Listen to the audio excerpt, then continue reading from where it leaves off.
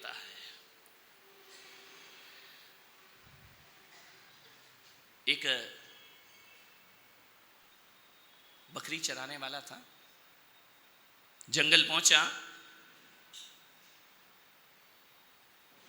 भेड़ बकरियां लेकर के गया।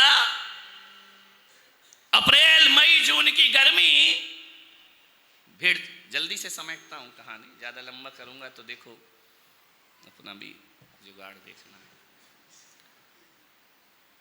जाकर के देखा भीषण गर्मी, चिलचिलाती गर्मी, चिलचिलाती धूप, थक गया बेचारा।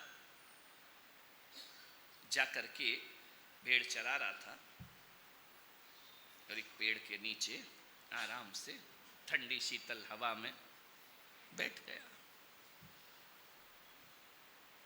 वहां एक राजा पहुंचा। राजा घोड़े पर गया।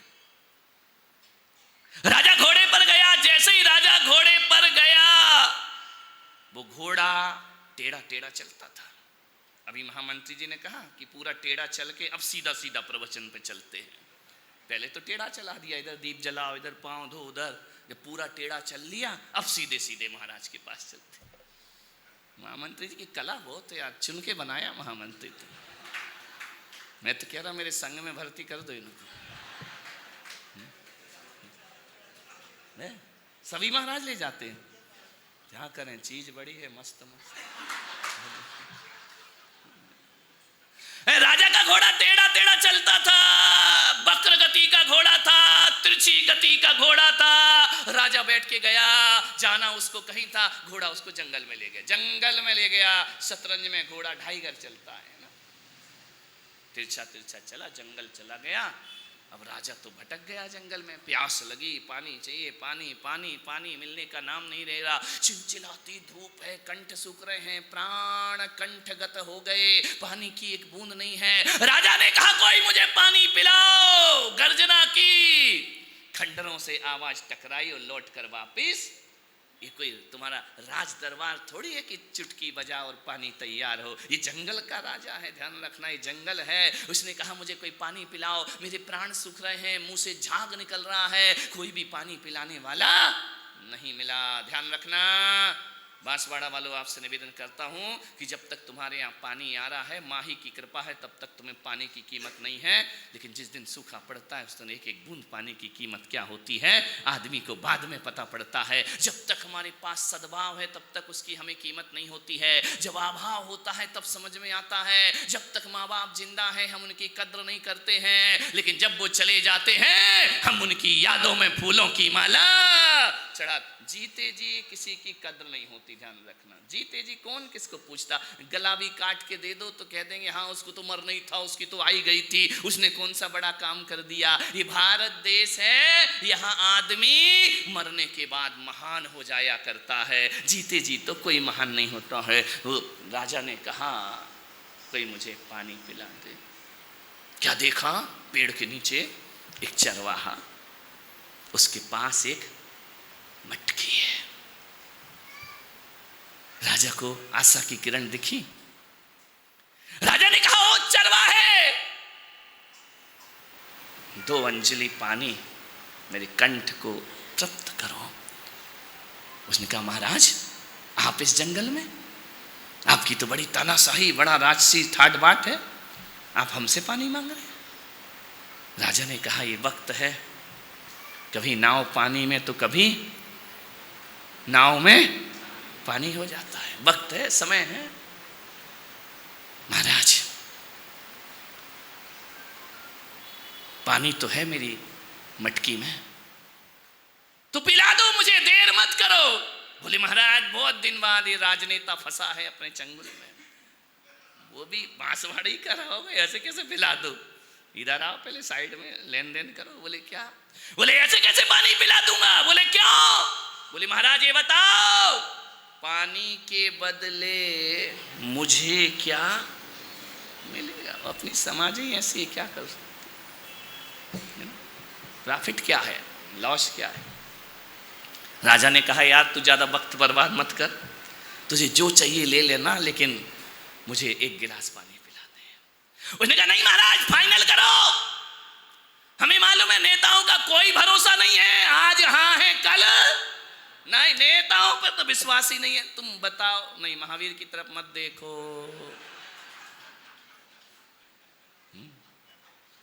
इस सबकी निगाह वहीं चली जाती है।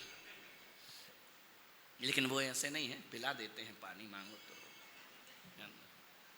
नेताओं पर विश्वास नहीं है, नेता आश्वासन देता है और संत आश्वासन नहीं देते, संत वचन दिया करते हैं, ध्यान रखना। पूछा, राजा ने कहा यार तू जल्दी कर यार, तुझे जल्दी कर, अभी जुलूस निकलना है, इतना टाइम मत लगा, धूप बहुत है, जीवनवारी भी है, भगवान की शोभा यात्रा है, पालकी निकल, जल्दी कर। राजा ने कहा जो तू कहेगा वो मिलेगा। बोले एक काम करो महाराज, कुछ तो बोलो। बोले चल तुझे एक गिलास पानी के बदले 60 गांव का राजा बनाता हूं। कितने गिलास पानी? कीमत क्या हो गई? 60, 7 नहीं, तुम अब जीएसटी मत काटो, 60 गांव का राजा। और ये उसने कहा मजा आ गया। बोले फिर पिला पानी? बोले नहीं, रजिस्ट्री। तुम तो बोल के पलट जाओ, कल मांगने जाए फांसी पे लटका दो तुमको। अरे राजा ने कहा यहाँ से कहाँ से स्टाम्प पेपर लाऊं, कहाँ से कागज लाऊं, कहाँ से कलम लाऊं, अरे जंगल में कहाँ से लाऊं? बोले रुको महाराज, रुको रुको रुको, देने वाले को टेंशन नहीं है, लेने वाला सब व्यवस्था करके बैठा है। बोले मतलब क्या है? गया दौड़ा दौड़ा गया, एक पीपल का पत्ता तोड़ लाया, बोले इस पे लिख दो 60 गांव का राजा बनाया और साइन करके मुझे पत्ता दे दो। होशियार था, संजू कालिया रहा होगा, ध्यान रखना, पूरा पक्का काम होना चाहिए, ध्यान। राजा ने फटाफट 60 गांव लिखे कि तू 60 गांव का राजा, कल आ जाना, ये मेरे साइन है, कल तुझे राजा बना दूंगा। राजा ने कहा पानी पिला दे, पानी पिलाया। भीषण गर्मी में जो पानी कंठ का स्पर्श करता है अमृत का काम किया करता है, ऐसा लगता है कि कंठ तृप्त हो गया। तृषा तापित कंठ हमारे संतृप्तता को प्राप्त हो जाते हैं। 60 गांव दे दिए एक गिलास पानी के।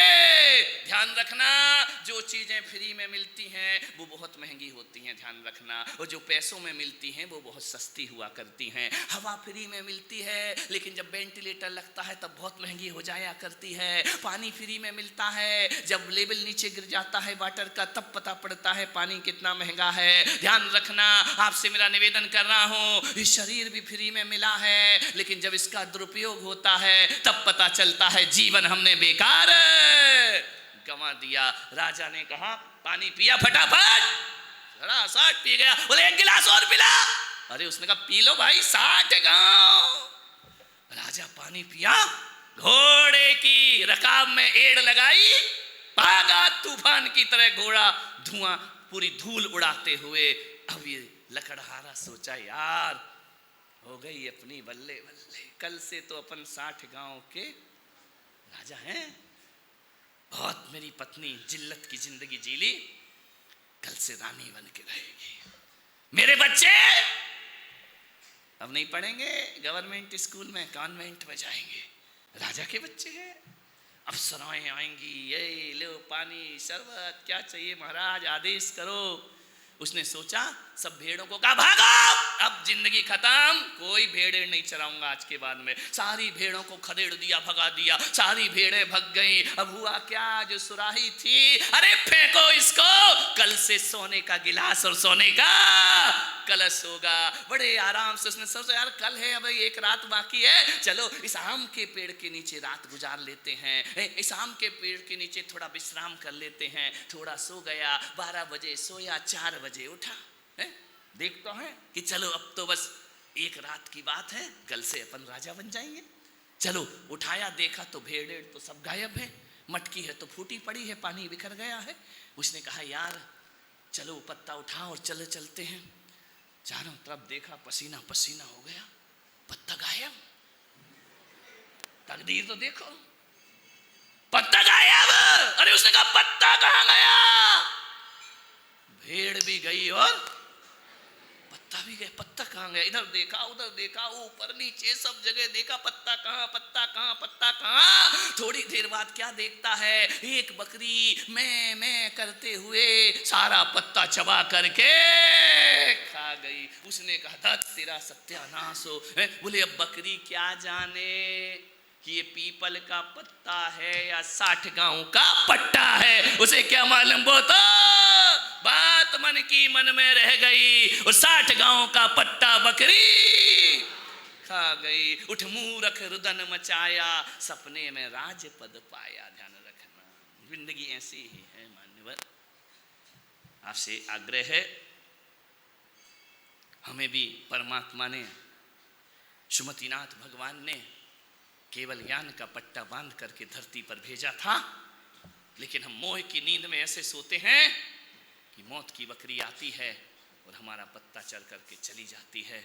हमारे हाथ फिर वही जिल्लत भरी जिंदगी, फिर वही कंगाली, वही 84 लाख योनियां, वही हमारा जन्म मरण की श्रृंखलाएं प्रारंभ हो जाती हैं।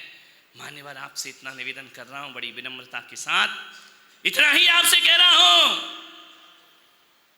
कुछ करो।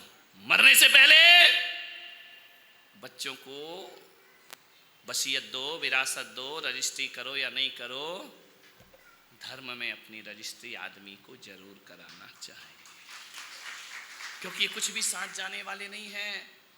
ध्यान रखना, कोई भी हमारे साथ ना होगा, हमने जो सत्कर्म किया है वही हमारे साथ होगा। ध्यान रखना, उसे बटोरो। आज सुमतिनाथ भगवान की शोभा यात्रा है, ये शोभा यात्राएं होना चाहिए, ये विशाल जुलूस चलना चाहिए। ये हमारी अस्मिता है, ये हमारी संस्कृति है, ये हमारी सभ्यता है, ये हमारी परंपरा है, ये हमारी सनातन पहचान है। जिस दिन ऐसे त्योहार मनाना बंद कर दोगे, उस दिन हमारी छाती पर वैलेंटाइन डे आकर के बैठ जाएगा और हमारी संस्कृति तहस नहस हो जाएगी। ध्यान रखना, मैं बहुत खुश हूं कि महावीर जयंती तो सारी दुनिया में मनाई जाती है, लेकिन सुमतिनाथ जयंती बाहुबली कॉलोनी में मनाई जाती है। विशाल जुलूस निकले। मान्यवर, थोड़ा व्यथित हूं, मुझे बच्चों ने दिखाया ग्वालियर के किले पर 1000 प्रतिमाएं खड़ी हुई हैं मध्य प्रदेश में। वहां मेरी एलक दीक्षा हुई है, प्राण जुड़े हैं मेरे गोपाचल पारसनाथ से। गोपाचल से लेकर उर्वाई गेट तक जाओ, देखने के लिए जाओ, 80-80 फीट ऊंची विशाल प्रतिमाएं खड़ी हैं। जैन संस्कृति का एक संदेश सारे जगत को दे रहे हैं कि हमारा कितना पुराना वैभव था, क्या विरासत थी। लेकिन मैंने देखा उस वीडियो में, कल की घटनाएं, परसों की, कुछ ऐसे लोग जो मूर्ति पर चप्पल जूतों के साथ बैठकर उनसे फोटो खिंचा रहे हैं, उनकी गोदी में बैठे हुए हैं, महिलाएं उनके ऊपर चढ़ रही हैं। और हम भी 2 बार ग्वालियर में चतुर्मास किया। जब जब गोपाचल के उद्धार की बात कही, आर्कियोलॉजिक विभाग आकर खड़ा हो जाता है, पुरातत्व आकर खड़ा हो जाता है, वो कहता है इसका कुछ नहीं कर सकते हैं, ये जैसा है वैसा ही रहेगा। मैं उनसे निवेदन करता हूं, आज इस पुरातत्व विभाग वालों को मेरा संदेश पहुंचना चाहिए कि हमने उन मूर्तियों को कुछ भी नहीं किया है, हमारी मूर्तियों के सर धड़ से अलग कर दिए गए। मालूम है आपको, 10,000 मूर्तियां तोड़कर ग्वालियर की सड़कें बनाई गई हैं, जिस पर ग्वालियर चला करता है। ये शर्म की बात है। ये देखिए, विचार करिए आप। आज उस ग्वालियर में मैं रात से आहत हूं, देखने के बाद मूर्तियों पर चढ़े असामाजिक नालायक लोग, बाहर से आने वाले लोग। क्या कर रही है वहां की समाज? मैंने मैसेज भेजा, वहां इतना बड़ा ग्वालियर समाज, शिवपुरी समाज, भिंड समाज, आगरा समाज, झांसी समाज, चारों तरफ यदि सब समाजों को जोड़ा जाए तो 2 से 3 लाख लोगों का जन समूह वहां पर है। लेकिन क्या वजह है कि सारी समाज चुप्पी साध कर बैठी है? यह महावीर भगवान का जन्मोत्सव है, सारी दुनिया जन्मोत्सव मना रही है, और वहां हमारे तीर्थंकरों के साथ, हमारी आस्थाओं के साथ खिलवाड़ हो रहा है। मान्यवर, मैं आपसे इतना ही निवेदन करता हूं, क्यों दिगंबर जैन तीर्थ क्षेत्र रक्षा कमेटी तक ये बात नहीं पहुंचाई गई?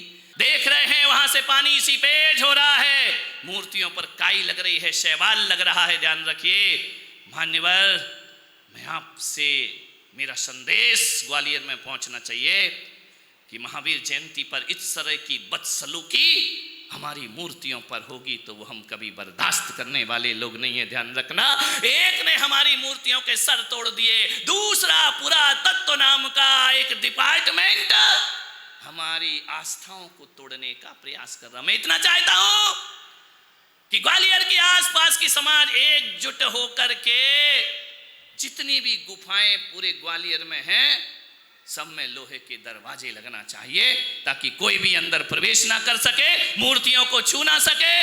जैन कुछ करता है तो सब डिपार्टमेंट खड़े हो जाते हैं, आस्थाओं से खिलवाड़ होता है तो सब लोग चुप हो जाते हैं। ध्यान रखना है मान्यवर, इतना ही आग्रह है मेरा, उन मूर्तियों में हमारे प्राण हैं, हमारी आस्थाएं हैं। अभी मुझे नहीं मालूम कि किस्सा कब का है, पुराना है या नया है।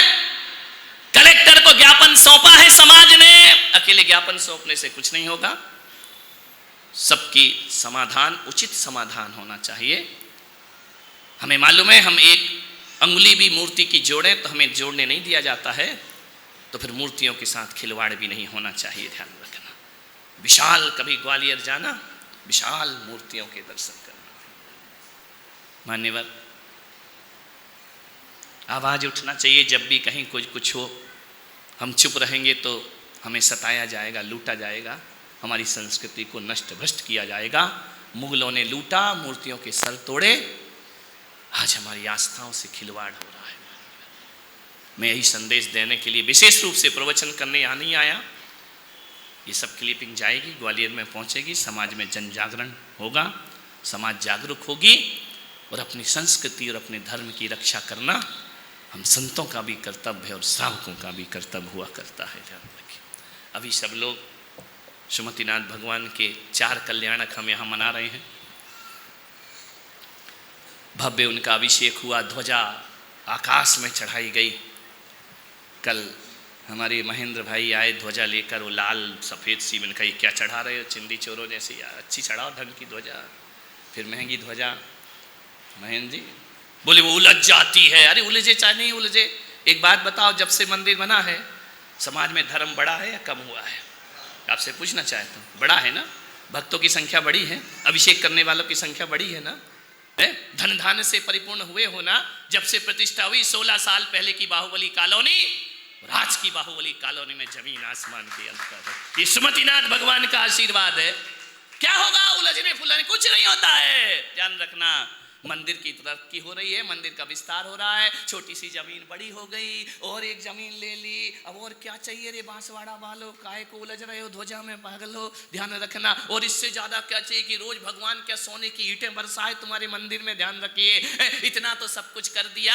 ध्यान रखना, जिनके बच्चे छोटे थे उनके घर बच्चे के बच्चों के बच्चे हो गए, सबके जॉब हो गए, फैक्ट्री लग गई, बड़े बड़े मकान बन गए हैं, सबके घर व्यवस्थित हो गए हैं। ये किसकी कृपा है? सुमतिनाथ दादा की कृपा है। ध्यान रखना, आज पूरी समाज को उन्हें संपन्न, आए दिन महाराज यहाँ आते रहते, एक गए दूसरे आए, एक गए दूसरे, और क्या चाहिए महावीर भाई।